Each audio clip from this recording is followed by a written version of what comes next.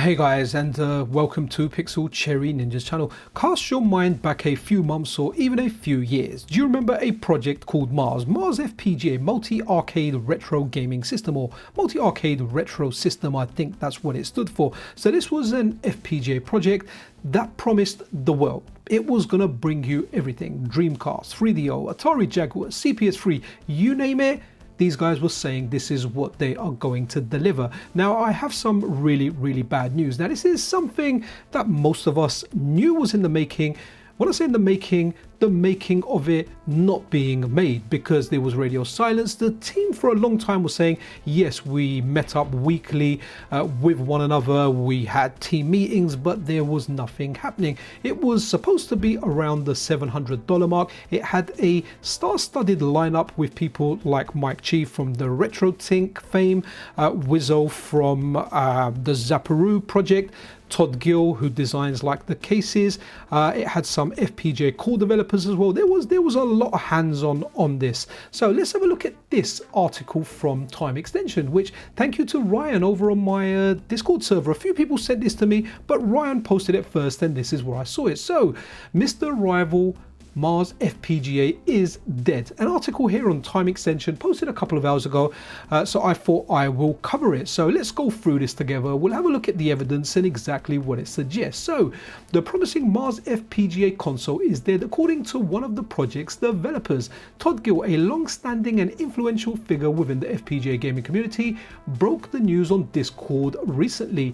Gill, who was designing the console's casing, reveals that the person in charge of the MARS board development just disappeared. Like literally Houdini, this guy disappeared, putting the project on ice. Gill says that the rest of the MARS team was effectively ghosted by the individual, meaning work could not continue.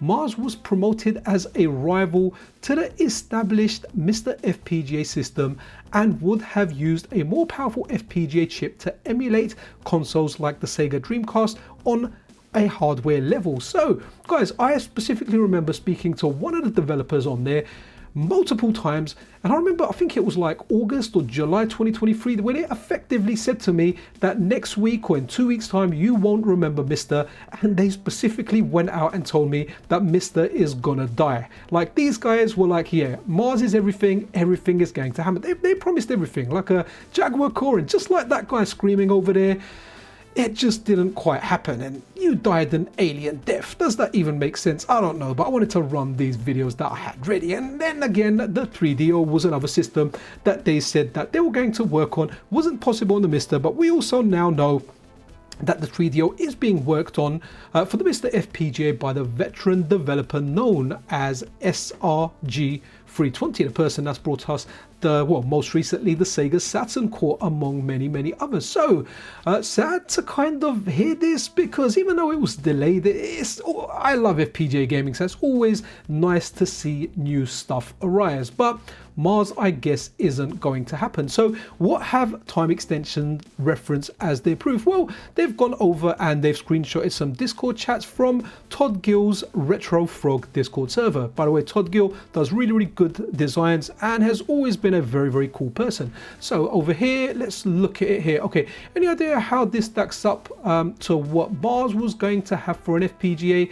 Never heard of it. Okay, and they're kind of joking there where it disappeared. Me neither. I have no idea what they're talking about there. I'm going by the screenshots here. I did actually join Retro Frog's server based on the link on Time Extension, but hey, I'm using their article as a reference here. So it's sitting on my desk right now. Okay, whatever that is. I ain't gonna BS you guys like that. It's dead. That's what they're talking about. They're talking about MARS. It's dead, sadly.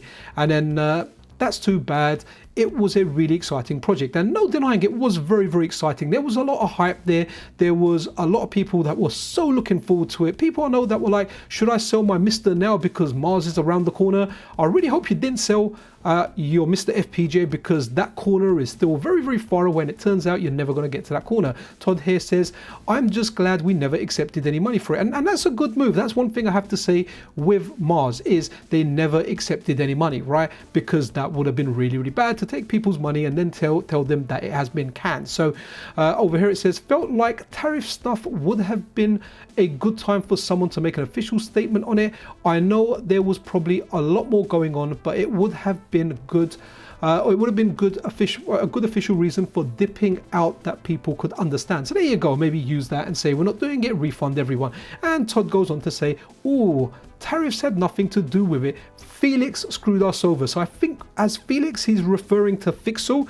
I do apologize if I'm wrong, but I'm pretty sure I've heard of Felix. Fixel is the same one. Now, again, what I'm saying here isn't conclusive, but based on internet chatter that I had a lot of people complaining, saying that they ordered something that Fixel made, in particular an ODE for the 3DO, which never got delivered. And at least the chatter around the internet is based on what I've heard. So these aren't really my opinions or anything. I'm just reporting what's kind of been said around there, that Fixel has done a runner with people's money. I certainly hope he hasn't, and I hope whatever money he's taken, he gives back to people or he delivers a product. But I definitely have seen some Discord posts, some messages saying this guy's taken our money and he's delivered nothing. So not sure exactly what the issues are there. I'm not really a 3DO guy, don't really care for it too much, but when a MiSTer comes out, I will enjoy playing it.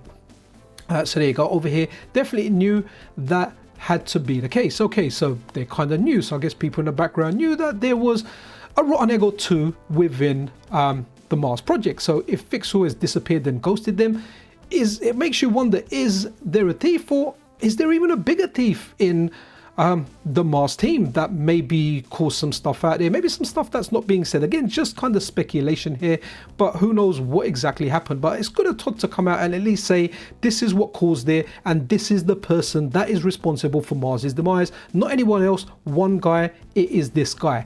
So yep, he was designing the board. Okay, some more here. Supposedly the board was done a year ago, then he just disappeared. So it wasn't just his own customers he was ghosting, it was the MARS team too. So there you go, kind of like what I heard online as well. Todd here confirming it, that Fixel or Felix was ghosting his own customers after accepting payment, and he ghosted the MARS team too. It sounded like the MARS team was very stable, they were very, very intact. I mean, members of the MARS team that weren't Fixel, it wasn't like they're blocking anyone over on X for asking a technological question and accusing people of trolling and just going out like, you know, at people.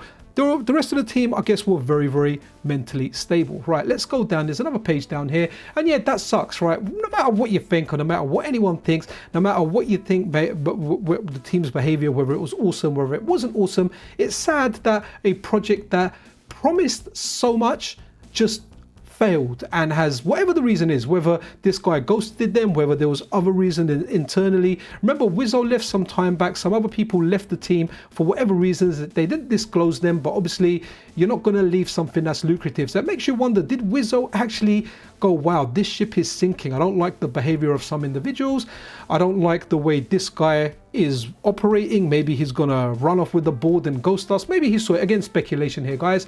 So Jesus, that's awful. We went from having weekly meetings with him over video, not just him, gone. Okay, so that was the weekly meetings that a lot of the Mars guys always spoke of. I wonder if the remaining members still have weekly meetings, still waiting for Fixel to show up. Who knows? So all those folks who didn't decide to get refunded, or did and never got the refund, are just up poop creek. Sure seems like that's going to be the case hearing this. You know, stuff happens, but you gotta be honest with people if you're not going to be able to follow through. And yeah, absolutely, exactly, the aftermath of not doing that is so much worse. Right.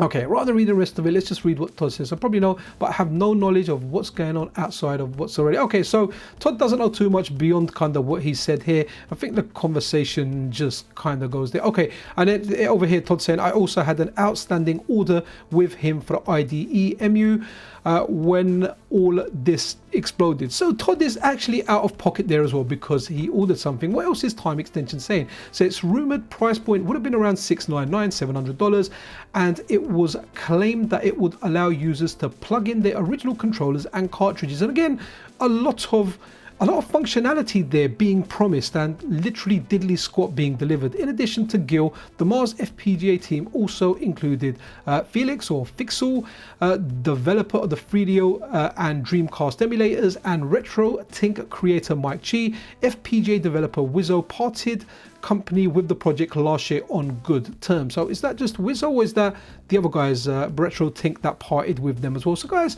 kind of interesting here. Have a look at some of the MARS stuff. So this was apparently not a render, but now we know the project doesn't exist. So is the whole project a render? It makes you think, right? Oh, here, these are the kind of adverts that they were putting out. So this is where they announced Fixel joining them. Big, was this a Jaguar advert or a 3DO advert? So all this stuff that they were showing off. And it goes to show, guys, any projects that you see out there, when they're just hyping stuff out there, unless they've got a proven track record, if you've brought stuff out before to market as that particular company, then if you're hyping stuff off or you're showing stuff off, there's a layer of trust there. You think, okay, they've delivered something before, they can do it again. But when all you've got is a bunch of people together saying this is what we're going to do, I mean, like, whoever was potentially leading this project didn't actually, I don't know, maybe their management skills weren't quite up to it.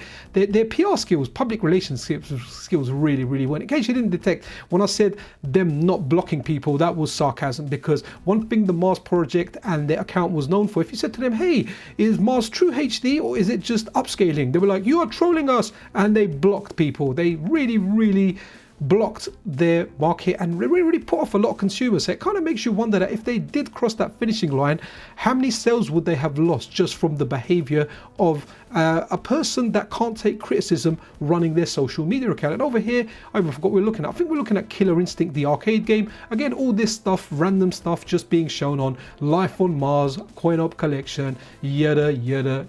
Right, okay, and here we go. What I consider the holy grail of FPGA gaming, kind of like shown that this is what we're doing. We're going to bring it to you on Mars. Mars is going to give you a CPS free. Well, Mars is no more, unfortunately, and hopefully we will get this on the MiSTer FPGA, provided the MiSTer can handle CPS free, if not a future FPGA. It's something that Ⅎ𝒾𝓈𝓈 is actively about to start work on, so really looking forward to that. And what's this kind of tweet here? This is 3DO. So again here, kind of @in Fixel saying that yes, you want 3DO, then you want Mars. So guys, do let me know what you think about this. What are your thoughts on this? Was this a project that may have happened one day? Is Fixel the real reason, or is Fixel just a scapegoat, and are there other reasons that are in there? So if Fixel was designing the board, did they not have a backup plan? Are they not able to get the board done through someone else? Surely you'll have the schematics for the board, so are you really depending on one person, or did that one person have all the schematics, all the knowledge, and when they disappeared with all the knowledge? If that is the case, then that's very bad management, because surely if you're a project and you're that project lead, you're the scrum master or whatever you want to call it, the project manager, then you're going to have access to the designs. You're going to have all the updates with you. So if a member of your team disappears or goes, you've still got the work can continue. It almost sounds like there was too much trust there and they didn't do what they should have done as a business. Here's an example that I'll give you. Some of the guys at work that I am responsible for, sometimes they come and go quite easily, but the job that they do is quite hands-on, and a lot of the knowledge is very specific to the job. It's not something you can learn out of a book, it's something you have to learn from experience. So what I did was, when I got their company emails made, I didn't get it made as, say, I don't know, Brad Jones at blah blah company. I got them done as like manager 1 at this. So if they're ever to leave, I just give that email over to the next person and it goes over. It's just called protecting the kind of business, because if someone leaves and it says Brad Jones, I have to terminate that email, or at least change it with everything in there. It's easier just to not give the person the name, but get assigned that email to a role. It's quite a common thing depending on that. Anyway, I'm kind of going off topic here a bit. Do let me know what you guys think about Mars. This is Pixel Cherry Ninja out.